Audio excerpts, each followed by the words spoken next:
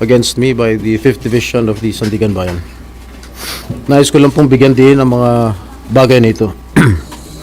I will remain firmly with the majority bloc under the leadership of Senate President Alan Peter Cayetano.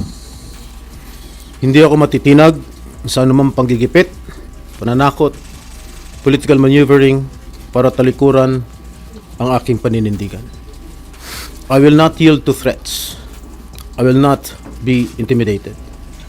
I will not be pressured into surrendering my independence of judgment.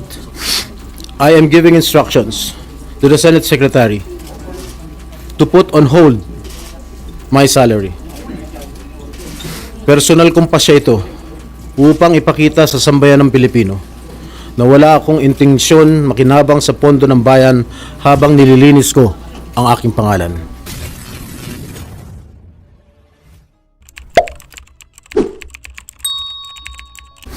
At higit sa lahat, hindi ako papasa ilalim ng kustodya ng Senado. I will not seek Senate custody. Hindi ko gagamitin ang Senado bilang panangga laban sa mga aligasyon sa akin. Nakahanda akong ipagtanggol ang aking sarili sa hukuman at hindi ako magtatago sa likod ng institusyong ito upang umiwas sa proseso. Ipagtatanggol ko hanggang sa huli ang aking sarili para patunayan na walang batayan ang mga paratang sa akin. Kalokohan ang lahat na ito. Mismo ang Senate Legislative Budget Research and Monitoring Office o LBRMO ang nagsabi sa Ombudsman na wala silang anumang dokumento o record na nagpapakita na ako ay nagpasok ng anuman insertion sa 2025 national budget. Ang mahalagang impormasyon nito ay kinilala pa mismo ni dating Senate Blue Ribbon Chairman Senator Panfilo Lacson bilang isang makabuluhang ebidensya na sumasalungat sa mga aligasyong binabato laban sa akin. So how can the office of the Ombudsman file a plunder case against me when I am not even alleged to be part of or the mastermind of the supposed scheme? Wala po akong kinalaman dyan. Ngayon ko lang po isa sa publiko ito. Maraming beses po ako inalok na talikuran ang independent majority bloc kapalit ang pagbabasura sa aking kaso. Ngunit, hindi ko po ito tinanggap.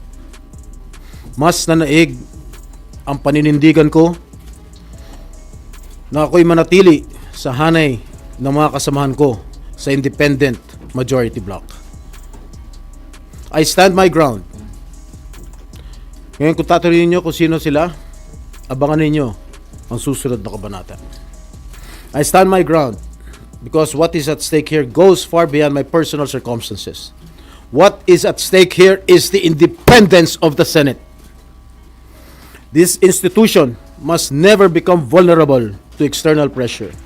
It must remain free from political coercion, free from undue influence, and free from any scheme designed to weaken its constitutional role as a co-equal and independent branch of government.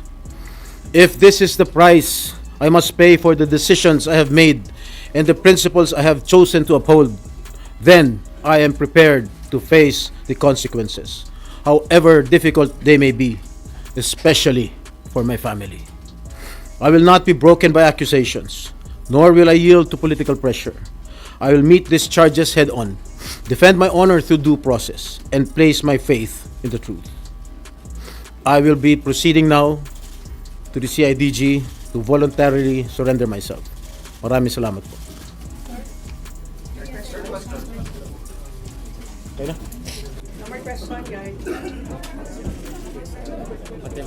So hanggang dito lang tayo mga tol. Maraming salamat sa panonood at patuloy na suporta. God bless you sa inyo lahat at hanggang sa muli. Paalam!